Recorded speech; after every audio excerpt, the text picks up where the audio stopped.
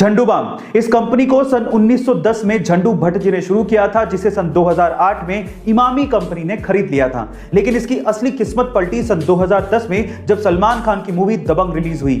इस मूवी का एक गाना मुन्नी बदनाम हुई काफी ज्यादा फेमस हो गया था और उसकी एक लाइन मैं झंडू बाम हुई लोगों की जुबान पर चढ़ गया था, जिसकी वजह से झंडू बाम की सेल्स डबल हो गई थी। लेकिन फिर भी इमामी कंपनी को झंडू बाम का नाम बिना परमिशन के यूज करना कुछ रास नहीं आया और इमामी कंपनी ने फिल्म के प्रोड्यूसर्स पर कॉपीराइट का केस कर दिया। लेकिन बाद में कोर्ट के बाहर सेटलमेंट हो गया और मलाइका अरोड़ा झंडू बाम की ब्रांड एम्बेसडर बन गई। गाइस, इसे कहते हैं किस्मत। बैठे बैठे सेल्स भी डबल हो गई और मलाइका अरोड़ा जैसी ब्रांड एम्बेसडर भी मिल गई। आपको ये फैक्ट सुन के कैसा लगा कमेंट सेक्शन में जरूर लिखिएगा। और ऐसे अमेजिंग जब कंपनियां अपने प्रोडक्ट की मार्केटिंग कुछ अलग तरीके से करती हैं तो उनके प्रोडक्ट के बिकने के चांसेस उतने ही ज्यादा होते हैं, क्योंकि मार्केटिंग एक तरह की आर्ट है। और कुछ ऐसा ही किया प्यूमा ने।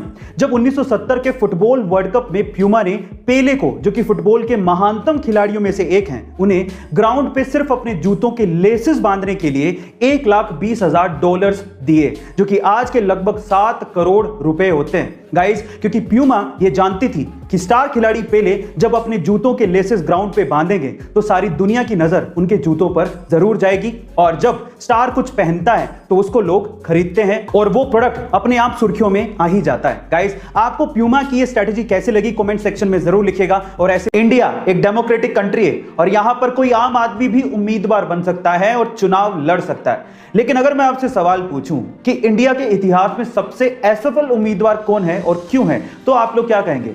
चलिए मैं इसका जवाब देता हूं।